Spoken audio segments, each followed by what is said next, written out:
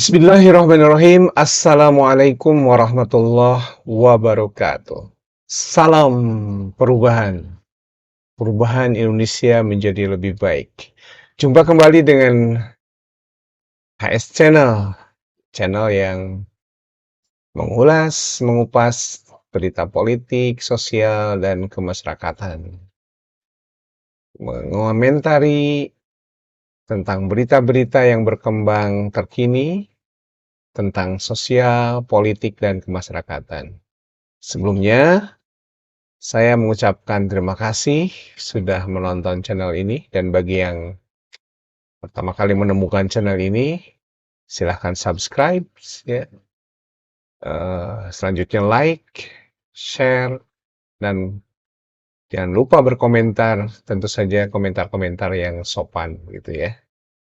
Sahabat, kali ini berita yang akan dikupas, diulas, dikomentari ringan, dikupas ringan juga, diulas ringan juga, sambil kita berbincang sambil mengopi, begitu ya, atau menikmati sajian di malam ini. Kali ini berita yang akan dikupas, yang akan coba saya ulas, itu adalah berita tentang kegiatan Pak Hasto ya. Pak Hasto Kristianto ini adalah Sekjen PDIP yang beberapa waktu yang lalu pernyataan beliau cukup banyak mengundang komentar dari netizen ya. Bahkan tidak jarang yang menyinyiri pernyataan beliau tentang coba sebutkan 7 prestasi Pak Anies. Ya, itu saya kira sah-sah saja ya. Karena mungkin beliau belum tahu begitu ya. Dan jangan-jangan kita sebagai masyarakat yang jauh dari DKI Jakarta sekalipun mungkin tahu ya prestasi Pak Anies. Kalau hanya sekedar 7 saya kira terlalu sedikit gitu ya. Tapi nggak apa-apa, itu kan pendapat dan pernyataan Pak Hasto tentu didasarkan kepada pengetahuan beliau tentang prestasi Pak Anies. Ya, dan tidak boleh kita juga menyalahkan ya kalau beliau tidak tahu ya. Ya mungkin tugas kita untuk memberitahu ya, karena mungkin nggak mungkin Pak Anies yang langsung memberitahu ya. Karena kita tahu sifat Pak Anies itu tidak pernah terpancing oleh pernyataan-pernyataan yang mencoba membulinya atau mendegradasinya gitu ya. Beliau santai-santai saja ya, tipe pemimpin eh, atau tipe kepala daerah yang tidak mudah terpancing oleh komentar-komentar miring, nyinyir, bahkan cenderung membuli, menghina gitu ya. Kita tahu ya, beberapa waktu yang lalu itu juga beliau dibully lewat sebuah foto yang rasanya kurang etis begitu ya, dilakukan oleh seorang pengacara kondang dulunya ya, aktor juga ya, yaitu Pak Ruhut Sitompul ya.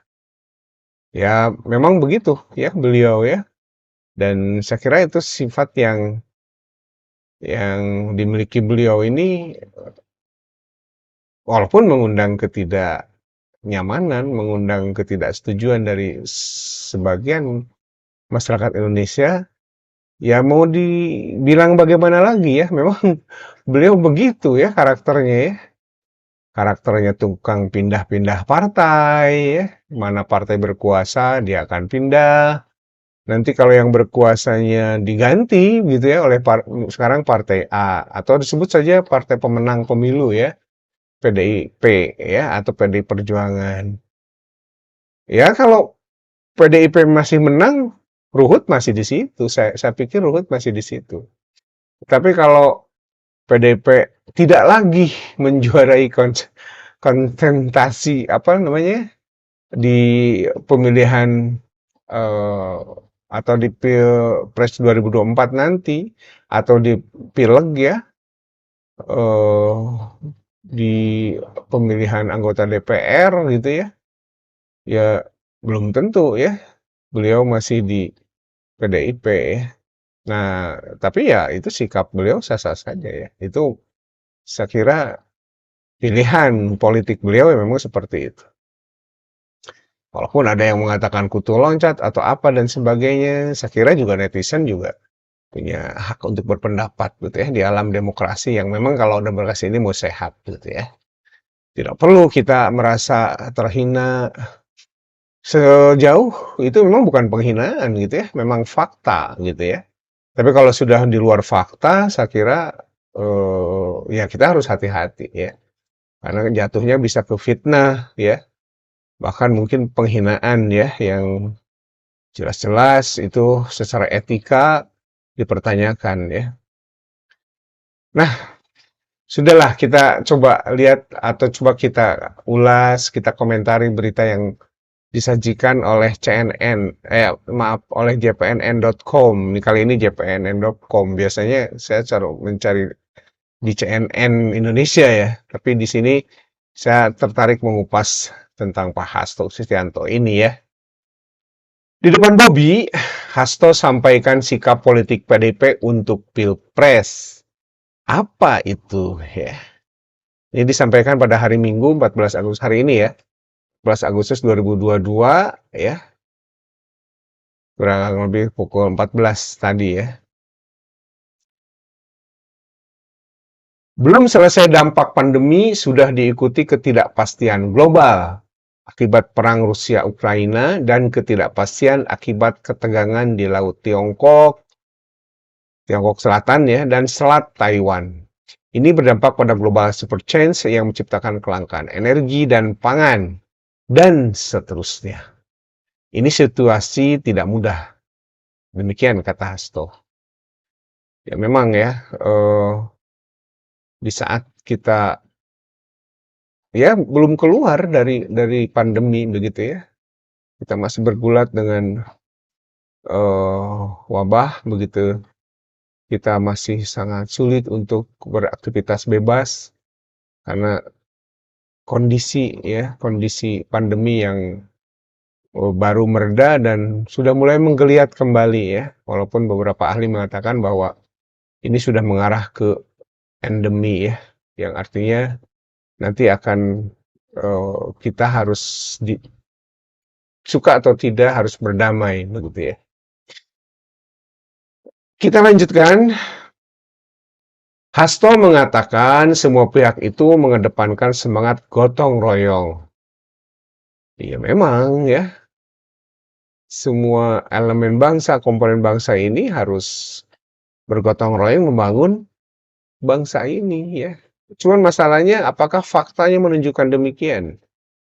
Tentu rakyat juga menilai dan sahabat juga pasti menilai. Seperti apa yang terjadi yang sesungguhnya gitu ya. Kita memang tidak mungkin membangun negara ini hanya oleh satu kelompok saja. Perlu sinergi semua kelompok kekuatan ya, lapisan masyarakat yang bahu-membahu membangun negeri ini. Tidak bisa negeri ini dibangun hanya oleh PDIP saja ya, oleh Golkar saja, oleh Gerindra saja, dan lain-lain. Ya, tentu ini harus melibatkan seluruh komponen bangsa ya. Apalagi bangsa ini bangsa yang besar, yang punya potensi. Tinggal bagaimana memanfaatkan potensi ini betul-betul bisa optimal gitu ya. Jadi dengan semangat gotong royong yang saya teringat ya kata-kata ini ya, semangat gotong royong karena waktu itu pernah ada ini ya, pernah ada sebuah wacana ya, Pancasila itu satu sila saja jadi gotong royong gitu ya. Ya itu wacana saja dan tidak terus berkembang menjadi sebuah hal yang mengkhawatirkan ya. Karena Pancasila yang dirumuskan oleh para pembesar bangsa, para founding father kita atau founding parents kita itu betul-betul sudah menjiwai semangat dan karakteristik bangsa Indonesia. Jadi kalau ada upaya-upaya untuk menghentikan itu, saya kira itu merupakan hal yang melanggar konstitusi ya, siapapun itu sebenarnya. Di situ ada semangat ketuhanan sampai semangat keadilan.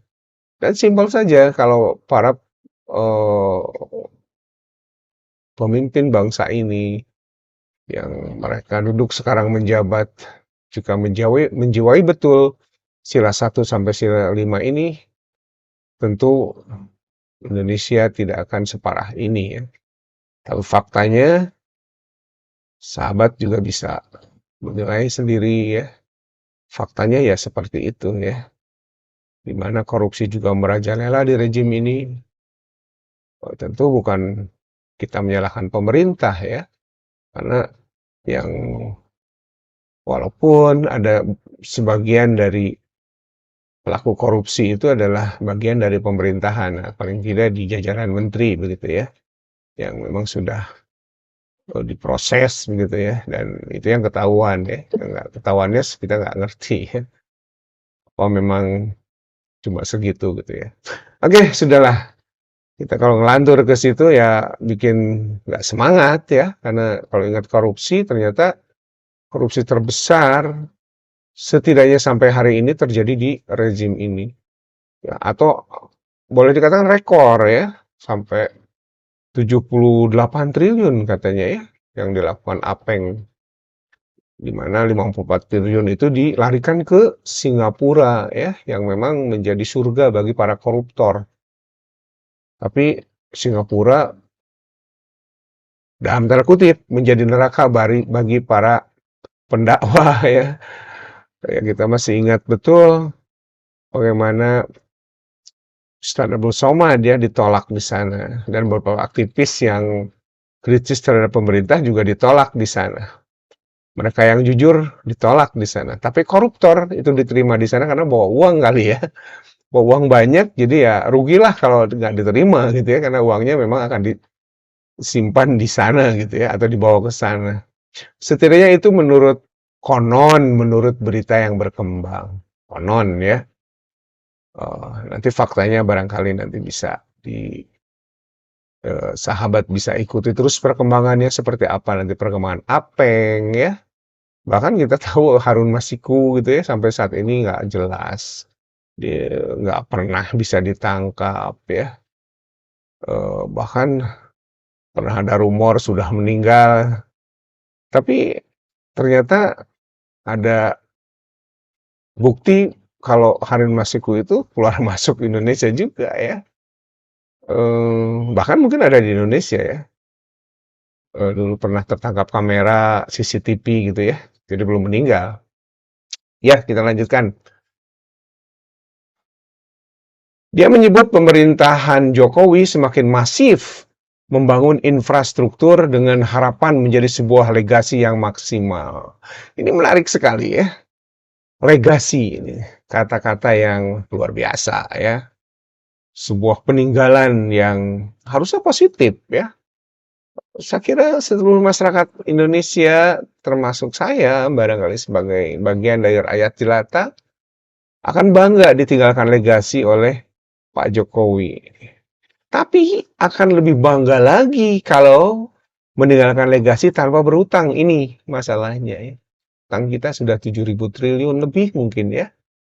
Menurut konon, menurut kabarnya seperti itu. Bahkan bunganya saja sudah 400 triliun lebih. Itu hanya untuk bunga ya. Belum pokok tuh. Luar biasa ya. Dan itu pasti harus ditanggung oleh kita ya, rakyat Indonesia melalui pajak dan lain sebagainya. Semakin berat kita sebagai rakyat Indonesia jika kondisi ini tidak diubah ya. Terus kita menambah utang lagi, ya makin berat dong. Ya, bunganya nanti bisa lebih dari 400 triliun. Dan itu tentu akan menjadi beban bagi pemerintahan pasca Pak Jokowi. Misalnya setelah 2024, insya Allah akan ada pergantian presiden. Karena Pak Jokowi menurut undang-undang sudah 2 periode begitu ya. Tentu saja beliau tidak bisa mencalonkan diri kembali menjadi presiden di 2024 jika itu menurut undang-undang ya. Walaupun di berbagai pemberitaan berkembang isu 3 periode lah, kemudian perpanjangan masa jabatan lah, lalu kemudian deklarasi di mana-mana tentang deklarasi 3 periode ya. Dan bahkan ada deklarasi projo ya, Prabowo Jokowi, dan saya kira sah-sah saja itu ya, karena Pak Jokowi tidak bisa mencalonkan presiden, tapi masih bisa dicalonkan sebagai wakil presiden. Jadi nggak ada masalah secara aturan ya. Hanya saja masalahnya adalah ini niatnya bagaimana? Niatnya apa gitu ya? Itu mungkin ya. Tapi kita husnuzon saja ya bahwa Pak Jokowi masih ingin membangun eh, bangsa ini, negeri ini, dan ingin membayar utang mungkin ya, yang 7.000 triliun itu. Mudah-mudahan di periode berikutnya beliau jadi wapres, beliau mampu membayar utang yang 7.000 triliun lebih. Mudah-mudahan begitu ya. Jadi reasonable kalau beliau, kita husnuzon saja kalau beliau dicalonkan menjadi wapresnya Pak Prabowo misalnya ya, atau beberapa lapisan masyarakat mendukung ke situ ya. Bahkan sudah ada deklarasi ya, kabarnya seperti itu ya. Kabarnya seperti itu. Dokter ilmu pertahanan itu pun menyampaikan harapannya kepada seluruh peserta silaturahmi kebangsaan yang dari berbagai latar belakang. Oh, ini acaranya adalah eh, silaturahmi kebangsaan, gitu ya, yang dilakukan di Medan ya, di Medan, di mana dihadiri oleh menantu Pak Jokowi ya, atau mungkin diselenggarakan oleh menantu Pak Jokowi, Pak Bobi ya. Nah, kita lanjut beritanya. Harapannya, nih lanjut Pak Hasto ya. Harapannya, pemilu 2024 dapat diselenggarakan dalam situasi kehidupan politik yang kondusif, perekonomian yang baik, yang mendorong kesejahteraan rakyat, sehingga pemilu dapat dilaksanakan dalam suasana kegembiraan politik. Ini bahasa Pak Hasto ya, tandas Hasto. Kegembiraan politik. Saya tidak begitu paham ya, gembira berpolitik itu seperti apa. Yang pasti adalah yang terpenting adalah pemilu 2024 itu berlangsung secara aman ya, nyaman bagi masyarakat, tapi yang terpenting memenuhi asas luber ya, luber. Langsung, umum, bebas, dan rahasia. Langsung dilakukan oleh kita secara langsung, kemudian untuk memilih langsung ya nanti di Pilpres nanti ya, kita memilih langsung calon presidennya. Tentu calon presiden yang kita anggap memang layak, punya kapabilitas, punya kapasitas, punya intelektualitas, punya integritas. Integritas segalanya ya, integritas kebangsaan, integritas pribadi ya, yang tentu menjadi modal besar untuk pemimpin kita di 2024 pasca Pak Jokowi. Harapan kita lahir pemimpin yang betul-betul membaikkan Indonesia, mensejahterakan Indonesia, membuat Indonesia jauh lebih maju, lebih dihargai di dunia internasional, tidak hanya di domestik ya, juga dianggap oleh dalam pergaulan dunia itu betul-betul dianggap ya, tidak dipandang sepele. Itu yang kita dambakan dari salah satunya dari pemimpin Indonesia di era setelah Pak Jokowi, insya Allah.